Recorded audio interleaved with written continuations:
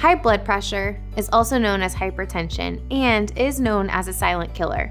High blood pressure will damage our blood cells by decreasing the elasticity. That makes it harder for blood to flow through our arteries and for oxygen to get through, which damages our heart. High blood pressure increases our risk for stroke, heart disease, and kidney disease. What exactly is hypertension? So when we measure blood pressure, there are two numbers, systolic over diastolic. Systolic is the pressure that happens when our heart beats. Diastolic is the pressure that happens between beats. Normal blood pressure is anything below 120 over 80. Elevated blood pressure is when the top number is between 120 and 129 over 80, and hypertension is considered anything above 130 over 80.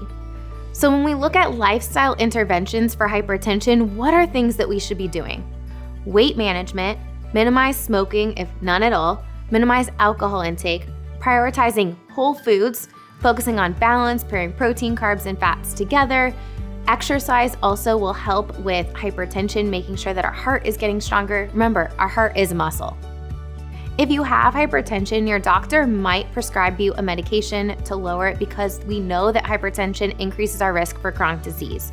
But we don't want to forget those lifestyle interventions that we need to prioritize to minimize our risk for our hypertension getting more elevated and to decrease our risk for hypertension in general.